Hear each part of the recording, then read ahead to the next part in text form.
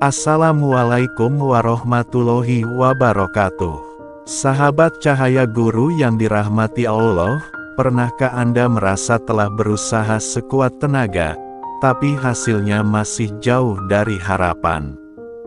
Pernahkah Anda merasa seperti berjalan sendirian dalam hidup ini, tanpa arah dan tanpa pertolongan? Jika iya, maka bisa jadi Anda sedang lupa pada satu hal yang sangat penting, kekuatan doa.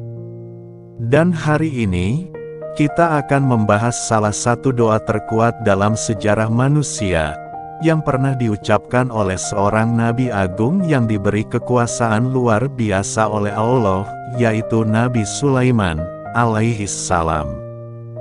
Doa ini bukan hanya tentang kekuasaan atau kekayaan, tapi tentang bagaimana seorang hamba bisa berserah diri dengan penuh harap kepada Sang Pemilik segala.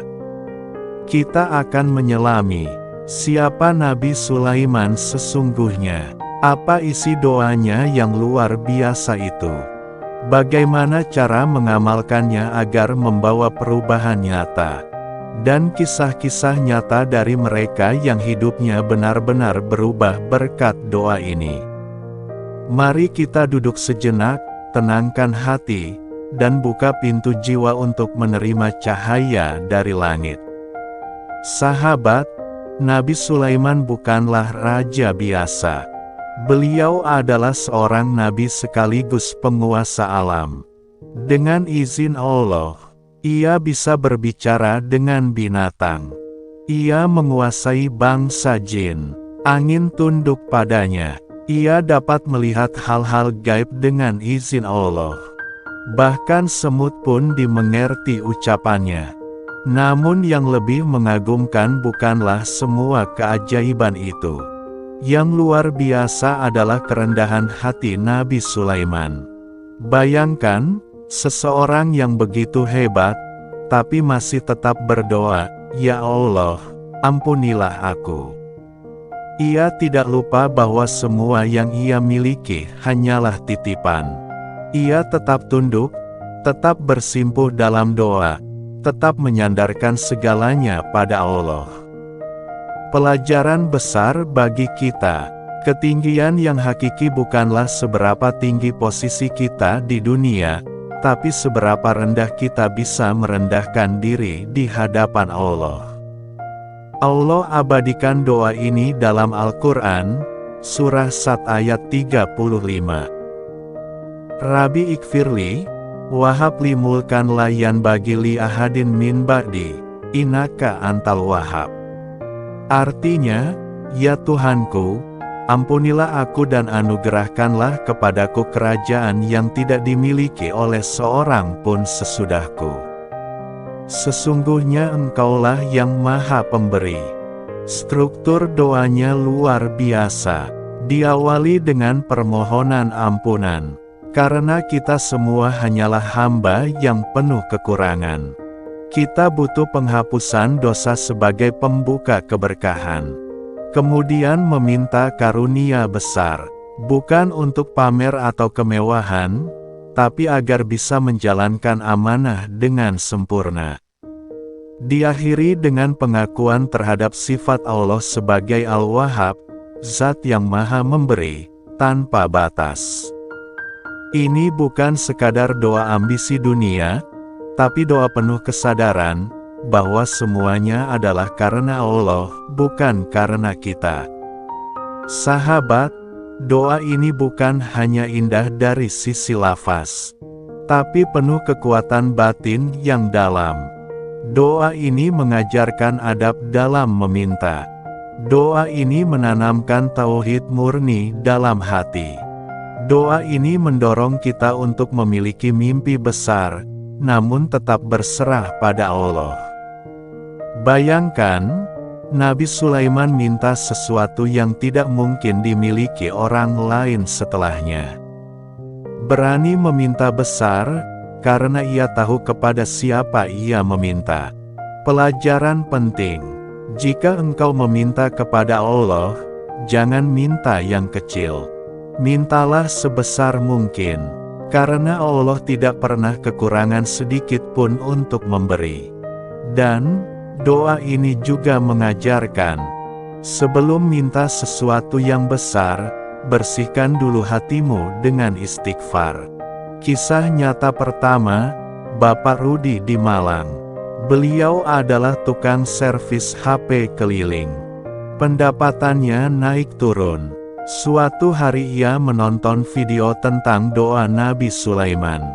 Ia mulai membacanya setiap hari, 21 kali setelah subuh.